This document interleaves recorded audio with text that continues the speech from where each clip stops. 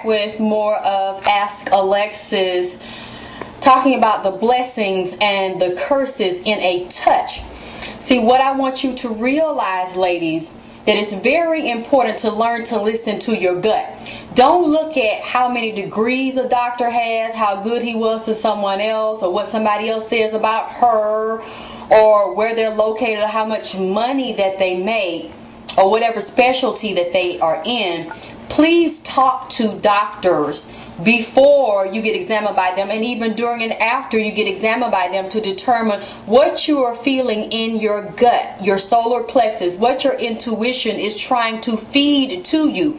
And also pay attention when somebody's touching your body, when someone's examining you, to see your level of comfort and discomfort, and actually get their views on what they think about you.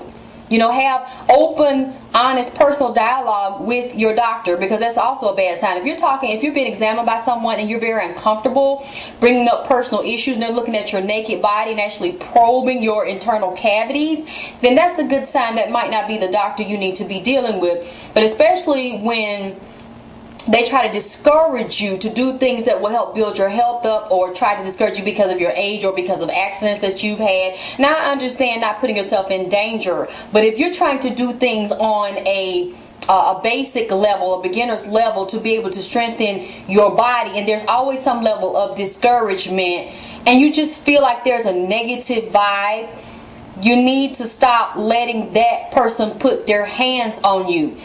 Not only is it important just words, and I'll get into a show dealing with voices and voice patterns and voice recognition. Now, we have scientific machines now that can actually recognize and duplicate the genetic structure in somebody's voice and the sounds and the frequencies. But there is also a frequency and even chakras and the color of chakras and the auric fields in a person's voice. That's why it's easy to be seduced by a certain person's voice and the rhythm of the voice and the inflection of the words and the tone and the sound, and then you're repelled by other people's voices. But there is actually subatomic particles that contain the DNA of a person in their voice, in that vibration that moves through the voice box and even the saliva. So those same chakras and auric field patterns are moving through the energetic grids of each person when they rub their fingertips across you, or when they probe your body. Those energy fields, especially if they're negative or destruction, or somebody is speaking things to you to discourage you, that is transferred and locked into not only your vagina chakras and auric fields, but the auric fields throughout your whole body and your memory pattern in your brain. And subconsciously, that starts to lock in and be able to program you, and those thoughts are replayed over and over in your subconscious mind. So when someone that you trust or that's in an authority position starts to examine you and say negative things to you, and you're trusting them, first of all, when somebody's touching you, all your defenses are down, because you have meridian points and nerve endings in your body, and they start relaxing those resistance points, and you start subconsciously getting programmed to be used to this particular person. You start giving yourself permission to open up when this person is touching you. So they're already going into your subconscious memory bank, and you're not defending yourself because you're wide open. You're not consciously aware of this person actually doing something helpful, but doing something hurtful with the words that they're saying and the thoughts they really think about you, while they're transferring it through their hands and through their fingertips. That genetic print is being imposed and imprinted on your body. So your mind starts to take in that same negative, destructive thought pattern and the energy associated with it in your subconscious mind. And you know what happens? Your body starts getting fucked up.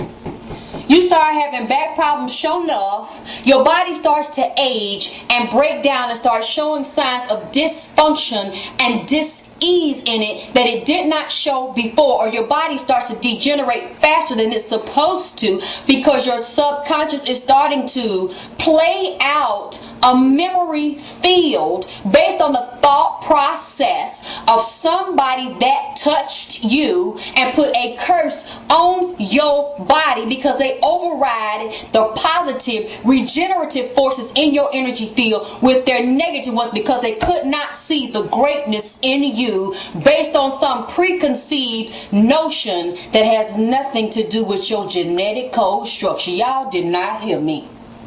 Stop letting everybody put their hands on you and engage your spirit with negative conversation. I don't care who it is, until you really understand and understand the chakras, the auric fields, the meridian points, your central nervous system, and all of your glands in your body, and you know how this divine machine that you were given operates, so that you won't let somebody else play your ass like a fiddle and fuck up all the functioning in it because they programming you based on what they've seen in somebody else's body, based on what they seen somebody else's body do that ain't got nothing to do with your genetic type and your genetic code and what is stored in your memory. You know, a lot of people try to judge us based on our race. A lot of people try to tell you what you are and are not based on your blood type because of the so-called class they put you in. And I'm telling you, stop letting people define you because they don't know who you are. They don't know what you came here to do and how you came here to do it. Start opening up your mind and opening up your genetic pathways to manifest your greatness.